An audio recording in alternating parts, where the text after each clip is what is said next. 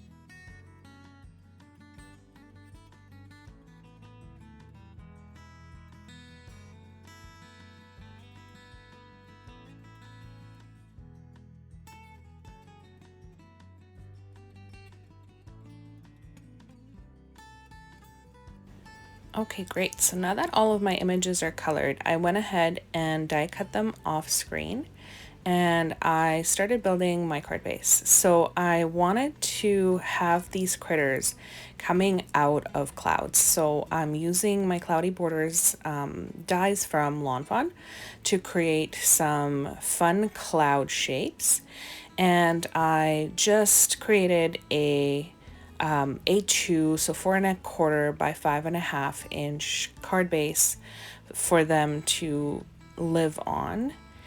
And before I got started, I just assembled the critters that I knew were going to be carrying the balloons with the balloons. So here I am just doing that, just really quickly putting a little bit of glue on there. And I did use liquid glue for I think most of this card, with the exception of where I added dimension. And I did go a little bit dimension crazy, which you certainly don't have to do, and I would actually probably not recommend. If I do another card like this in the future, which I'm sure I will because I loved it, I will not be adding as much dimension as I did. But I hand delivered the card, so it wasn't that big a deal. And I was able to create my own envelope with the envelope punch from We Are Memory Keepers.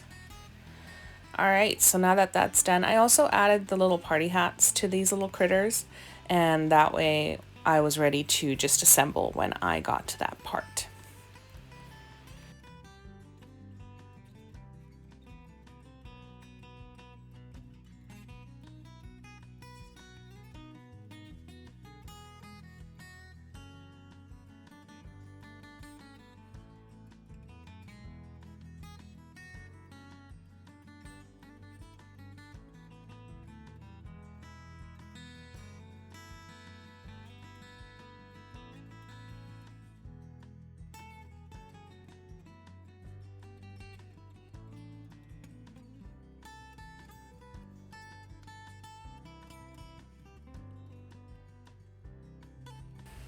Alrighty, so moving forward, we are stenciling our background. So this is I think at this point it's still a 4¼ by 5½ inch panel, and I am just using my cloudy stencil from Simon Says Stamp that came with one of their recent card kits, and just stenciling a background. And this was my first time using the stencil, and actually any kind of background builder stencil, which was really great for me because I was able to figure out exactly how much pressure to use.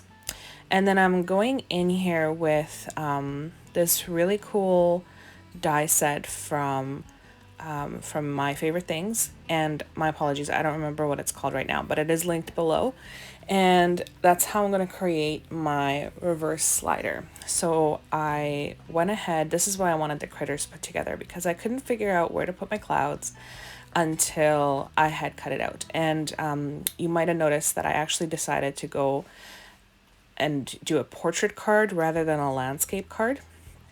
And here I am planning out where my clouds need to be so that the critters can hide and all you see is the balloon, and then they'll come out and be super cute.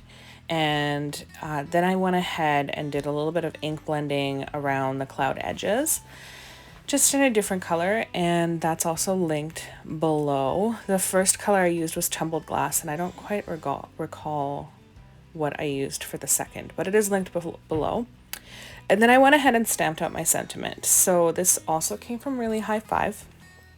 And I'm just using another blue ink to stamp it out so that everything stays consistent.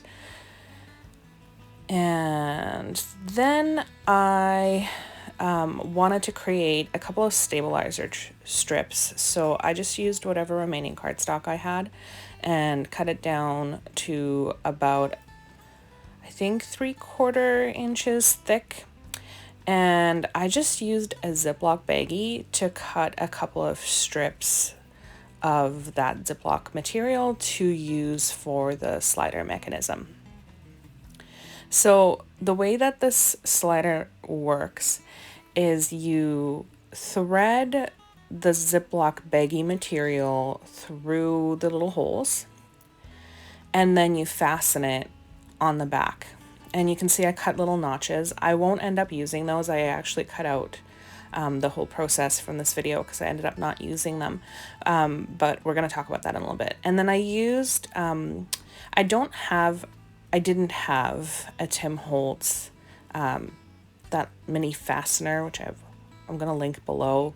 If you're going to make a card like this, I highly recommend getting one. I just used I used some score tape, pardon me, and I did it that way. And you want to make sure that you attach it kind of loosely so it has room to move around. And I don't know what happened. So I delivered this card to my friend's son, and I was showing her how it works, and the whole thing fell apart in my hands. So I'm going to strongly recommend to use the mini fastener from Tim Holtz with the little staples rather than tape. I don't know exactly where I went wrong, but I feel like it would have held up better if it was done with staples. It wasn't that the critter came apart, it was that the plastic piece just fell apart in my hand. And yeah, so just better construction, I think, for the future. All right, so, oh, you know what? Before, when I was cutting the 3/4 inch pieces, those are actually for the slider. And then I went back and I cut these. So these are meant to be stabilizers. And I attach them on the card base only, and then I join them in the front, and that's to allow the slider piece to move back and forth without moving too much and getting caught on stuff, just to give it a little bit more stability.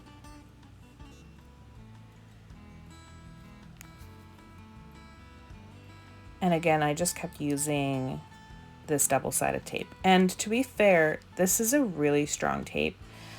So I don't think that it was necessarily the tape's fault that the card ended up coming apart. I think it was just the wrong material to use on the plastic, if that makes sense. And therefore, user error, which is fine. I am going to be able to fix it the next time I make one of these. All right, so here I am testing it out. As you can see, it's working pretty darn well. And then we just do the same thing to the other side.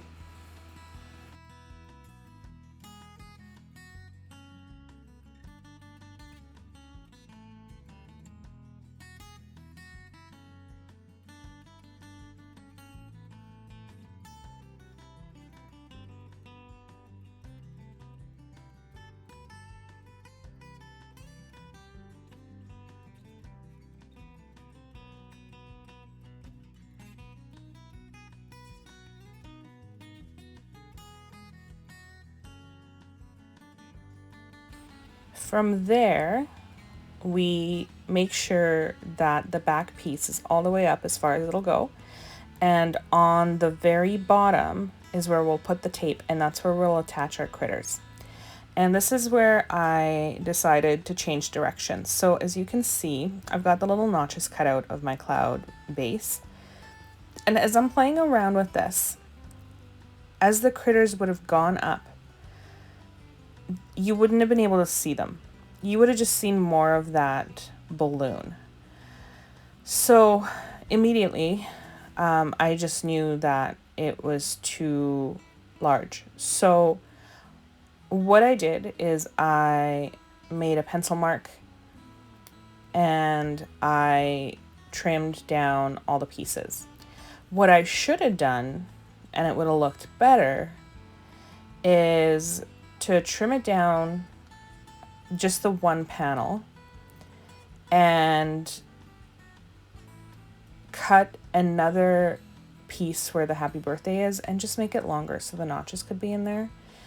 It ended up kind of looking kind of silly, but I liked it. It was a great card. So here we go, testing it out some more.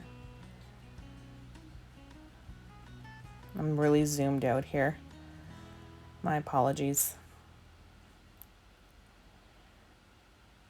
And we finally hit that jackpot where you can see the balloons, but you can't see the critters. So I'm ready to assemble. And this is where I went a little crazy with the dimension.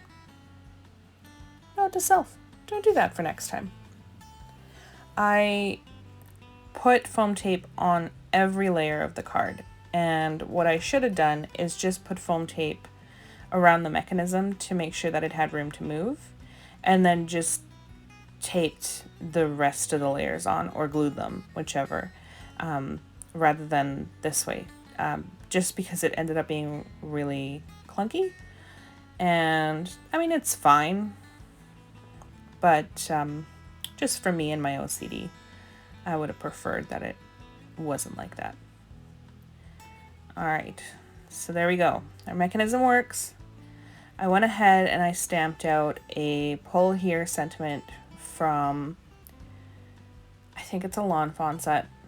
Push here, linked below. And then I went in with my tape. And this was kind of tricky because I needed it to basically be kind of everywhere to provide, like, how do you say? I needed it to be everywhere to create kind of tracks for these little critters to go. So I wanted to make sure that I wasn't creating catch points, but that there wasn't an opportunity for them to get too far away from the track. So it was a lot of finagling with the tape, as you can see. And the other thing that I want to do in the future, and please make sure that you learn from my mistakes, is I should have layered the tape. So done a double layer instead of the single layer of tape, because this is a relatively thin tape. Like, it still worked, but I should have done a second layer just to give it that extra opportunity to move.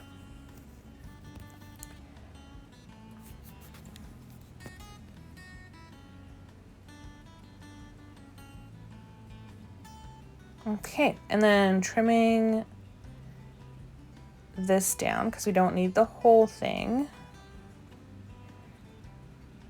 And we are ready to keep going.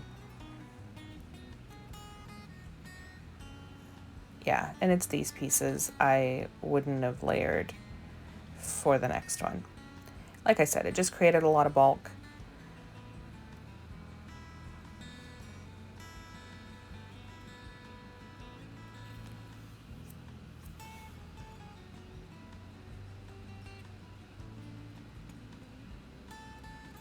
All right, and then we're going to go ahead and decorate the rest of the panel, and I will be back in a jiffy.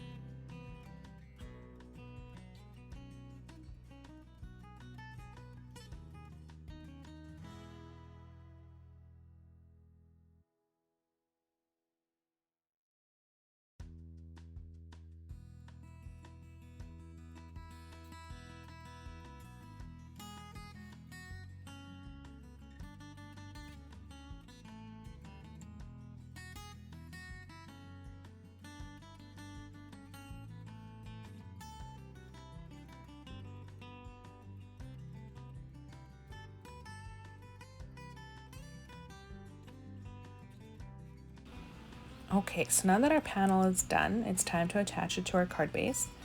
And I also put foam tape on the back, and this is another instance where I probably would have done a double layer of foam tape. So with removing the foam from those cloud panels, or the cloud little pieces, and then putting it onto the actual mechanism, I think it would have improved the functionality. Probably would have kept the same amount of bulk, but improved the functionality. So I hope you enjoyed today's video, learn from my mistakes, and I hope to see you again soon. Bye.